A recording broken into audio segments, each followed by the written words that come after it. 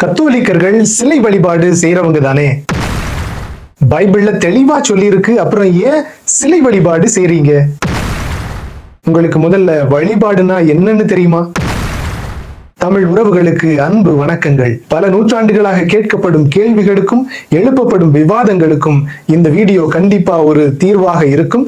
சிலை வழிபாடு பற்றிய இதுவரை புரியாத, இதுவரை கேட்காத விளக்கங்களையும் தெளிவாக சொல்லும் இந்த வீடியோ பயனுள்ளதாக இருந்துச்சுன்னா மற்றவர்களுக்கும் ஷேர் பண்ணுங்க. பிடிச்சிருந்தா லைக் பண்ணுங்க. உங்களுடைய கருத்துக்களை கண்டிப்பா பதிவு செய்யுங்க. இதுவரை எங்களுடைய சேனலை சப்ஸ்கிரைப் செய்யலைன்னா சப்ஸ்கிரைப் செய்யுங்க. இன்னும் வரக்கூடிய எங்களுடைய எல்லா பதிவுகளையும் பார்க்கணும்னா பக்கத்துல இருக்கக்கூடிய பெல் பட்டனையும் அழுத்துங்க. கத்தோலிக்கர்கள் சிலை வழிபாடு செய்யறாங்க என்று சொல்வதற்கு பிரிவினை சகோதரர்கள் அதிகமாக பயன்படுத்தக்கூடிய ஒரு இறை வார்த்தை என்ன அப்படின்னு பார்த்தா, விடுதலை பயணம் 20:4-5.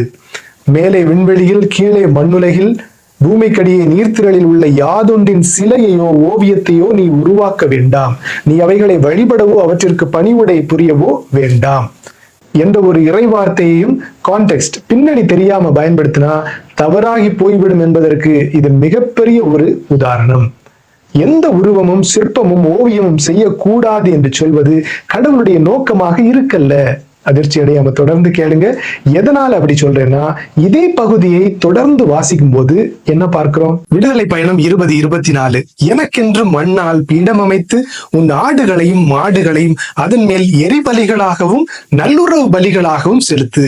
விடுதலை பயணம் 25 கடவுள் மோசே இடத்துல உடன்படிக்கை பேழை ஒன்றை செஞ்சு அதற்கு மேல் 2 பொன் கெருபுகளை செய்ய வேண்டும் அப்படின்னு கட்டளையிட்டாரு.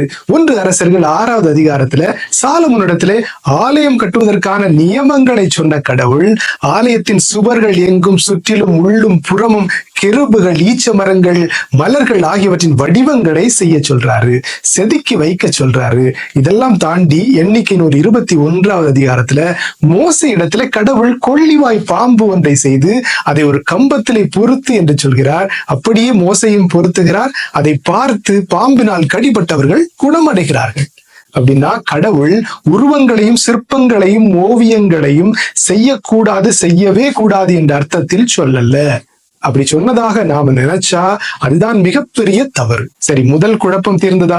கடவுள் உருவங்களை சிற்பங்களை செய்து ஆலயத்திலே வைக்க வேண்டும் என்று கட்டளை இடுகிறார். அப்படின்னா ஆலயத்துல சுரூபங்களையும் சிற்பங்களையும் உருவங்களையும் வைக்கலாம், சரிதானே?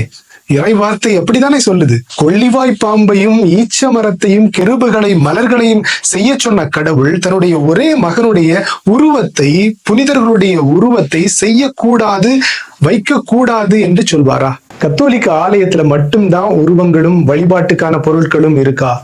ஏன் புராட்டஸ்டன்ட் சபை, பிரிவினை சபை எல்லா ஆலயங்களிலையும் சிலுவை உருவம் இல்லையா? இயேசுனுடைய உருவப்படத்தை பல புராட்டஸ்டன்ட் சபையை சார்ந்தவர்களும் மறைக்கல்வி புத்தகங்களிலும் பல இடங்களிலும் பயன்படுத்தலையா? புராட்டஸ்டன்ட் சபையை தோற்றுவித்த ஐக்னோ கிளாசத்துக்கு எதிராக இருந்த மார்ட்டின் லூத்தர் விவிலியத்தை கற்றுக் கொடுக்கவும் நம்பிக்கையை பலப்படுத்தவும் ஓவியங்களையும் சிற்பங்களையும் பயன்படுத்தலாம் என்று சொல்லலையா? இப்ப என்ன சொல்லுவீங்க? உருவங்களையும் சிற்பங்களையும் பயன்படுத்தலாம், நாங்களும் பயன்படுத்துறோம். ஆனா எதையும் கடவுளாக வழிபடக்கூடாது அப்படின்னா என்ன சொல்றீங்க? கத்தோலிக்கர்கள் சிறுபங்களை, உருவங்களை பயன்படுத்தலாம், ஆனால் அவற்றை வழிபடுவது சிலை வழிபாடு, அப்படிதானே? சரி, கத்தோலிக்க திருச்சபையினுடைய போதனை, நம்பிக்கை என்னன்னு தெரியுமா? 1545 கூடிய ட்ரெண்ட் திருச்சங்கம், கவுன்சில் ஆஃப் ட்ரெண்ட் சொல்லுது, கிறிஸ்தவர்கள் சிலைகளையும் உருவங்களையும் கடவுளாக வழிபடுவதும் அந்த சிலைகளில் உருவங்களில் ஏதேனும் தெய்வீக சக்தி அல்லது முழுமை இருக்கிறது என்று நம்பினால், நம்பி இறைவேண்டல் செய்தால் அது சிலை வழிபாடு. வேறு யாரும் சொல்லல, கத்தோலிக்க திருச்சபையினுடைய திருச்சங்கம் சொல்லுது. கத்தோலிக்க திருச்சபையினுடைய அடிப்படை மறைக்கல்வி புத்தகம் catechism of the Catholic Church என்ன சொல்லுது? சிலை வழிபாடு என்பது மனிதனின் இயல்பில் இருக்கும் ஆன்மீக உணர்வினுடைய திரிபு.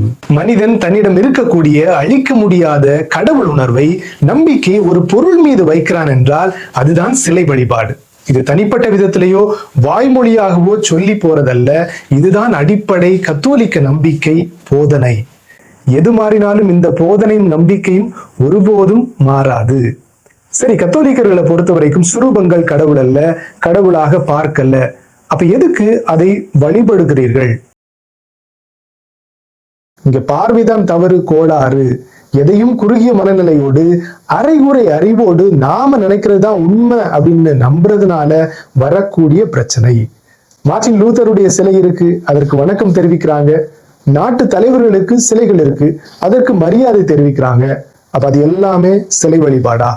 சிலைகளுக்கு முன்னாடியும் மனிதர்களுக்கு முன்னாடியும் குனிந்து வணக்கம் தெரிவிப்பது வழிபாடாகுமா? ஜப்பான் நாட்டுல எல்லாருமே வணக்கம் சொல்றதுக்கு குனிஞ்சுதான் வணக்கம் சொல்லுவாங்க. அதெல்லாம் வழிபாடாகுமா? சில மதங்களில சிலைகளையே கடவுளாக பார்க்கிறாங்க, அது ஒருவேளை சிலை வழிபாடு. ஆனால் கத்தோலிக்கர்கள் சுரூபங்களை ஒரு அடையாளமா தானே பார்க்கிறாங்க. வணக்கமும் மரியாதையும் அந்த சுரூபம் சுட்டி காட்டும் ஆட்களுக்கு தானே தவிர அந்த சுரூபங்களுக்கு அல்ல. இது எல்லாம் கத்தோலிக்க மக்களுக்கு ரொம்பவே நல்லாவே தெரியும், எந்த குழப்பமும் இல்லை. பலருக்கும் சிங்கிள் ஆங்கிள் ப்ராப்ளம் இருக்கு. இது என்ன புதிய நோய் என்று கேட்கிறீங்களா? ஆமா, எதையுமே ஒரே ஆங்கிள், தன்னுடைய ஆங்கிள் மட்டும் பார்க்கக்கூடிய நோய். அதே மாதிரி இன்னொரு நோய் சிங்கிள் ஸ்டோரி நோய். எதுக்குமே ஒரே ஒரு அர்த்தம் தான், அதுவும் நான் நினைக்கிற அர்த்தம் தான். இதே மாதிரி தான் நிறைய பிரிவினை சகோதரர்களும் நினைச்சுக்கிட்டே இருக்கிறாங்க. கத்தோலிக்க திருச்சபையில வணக்கம், அதாவது வெனரேஷன், டூலியா என்பது புனிதர்களுக்கானது. உயர் வணக்கம், ஹையஸ்ட் வெனரேஷன், ஹைப்பர் டூலியா அன்னை மரியாவுக்கானது. ஆராதனை, வழிபாடு, வர்ஷிப், லாட்ரியா அது கடவுளுக்கு மட்டும் உரியது. பழைய ஏற்பாட்டில் எதை சிலை வழிபாடு என்று நினைச்சாங்க? விடுதலை பயண புத்தகத்துல பொன்னாலான கன்றுக்குட்டியை செய்து அதுதான் கடவுள்னு நம்பி வழிபாட்டாங்க, அது சிலை வழிபாடு. வாக்களிக்கப்பட்ட கானா நாட்டுக்கு போன பிறகு அந்த நாட்டில் இருந்த பாகால், அஷேரா போன்ற தெய்வங்களை உண்மையான தெய்வங்கள் என்று இஸ்ராயல் மக்கள் நம்பினார்கள், அது சிலை வழிபாடு. சில பேர் தங்களுடைய அரசர்களையே கடவுளாக நம்பி வழிபட ஆரம்பிச்சாங்க. இன்னும் சில பேர் சூரியனையும் நிலாவையும் விலங்குகளையும் கடவுளாக வழிபட்டாங்க, அது சிலை வழிபாடு. இதுதான் பழைய ஏற்பாட்டில் உள்ள சிலை வழிபாடு. கத்தோலிக்க திருச்சபையில இந்த மாதிரியான வழிபாடுகள் நடக்குதா? கத்தோலிக்க திருச்சபை மாதிரி வேற எங்கேயாவது உண்மையான வழிபாடு நடக்குதா? கத்தோலிக்க திருச்சபையினுடைய ஊற்றும் நிறைவுமாக இருக்கக்கூடியது திருப்பலி. அந்த திருப்பலியினுடைய தொடக்கம் தந்தை, மகன், தூய ஆவியாரின் பெயராலே ஆமேன். முடிவு எல்லாம் வல்ல இறைவன் தந்தை, மகன், தூய ஆவியானவர் உங்கள் அனைவரையும் ஆசீர்வதிப்பாராக ஆமேன். திருப்பலியில இறைவார்த்தை வழிபாடு இருக்கு, நற்கருணை வழிபாடு இருக்குது. சிலை வழிபாடு எங்க இருக்குது சொல்லுங்க? இந்த விளக்கங்களையும் தெளிவுகள் எல்லாத்தையும் கேட்ட பிறகும் ஒரு சில பேர் புரிஞ்சுக்கலன்னா, என்ன சொன்னாலும் நீங்க சிலை வழிபாடு செய்றீங்க அப்படின்னு சொன்னா, இப்படி எல்லாம் நான் பேச விரும்புறது இல்லை, ஆனாலும் அனுபவத்திலிருந்து சொல்றேன், எச்சரிக்கையாக இருங்க. எல்லாரும் இல்லை, ஒரு சில பேருக்கு இது மத வெறியினுடைய ஒரு அடையாளமாக கூட இருக்கலாம். ஏன் இப்படி சொல்றேன்னா, ஒரு சில மதவாத அரசியல் செய்யக்கூடிய தலைவர்கள் பிற மதங்களை ஒரு எதிரியாகவே அடையாளப்படுத்திட்டே இருப்பாங்க தங்களுடைய லாபத்துக்காக. அதே மாதிரியே பிரிவினை சபைகளை சார்ந்த ஒரு சில பேர் கத்தோலிக்க திருச்சபையை ஒரு எதிரியாவே, தவறானதாவே காட்டி மக்கள் மத்தியில பிரிவினையை ஏற்படுத்துறாங்க. அதுல நல்ல லாபமும் பாக்குறாங்க. மதவெறியினுடைய இன்னொரு அறிகுறி என்னன்னா, தங்களுடைய நம்பிக்கை உயர்ந்தது, சிறந்தது அப்படின்னு சொல்றதுக்கு பிற மதங்களை தாழ்வாகவும் குறைவாகவும் சொல்லிட்டே இருப்பாங்க. இப்படிப்பட்டவர்களுக்கு என்ன சொன்னாலும், என்ன விளக்கம் சொன்னாலும் கன்வின்சிங்கா இருக்க போறதே இல்லை.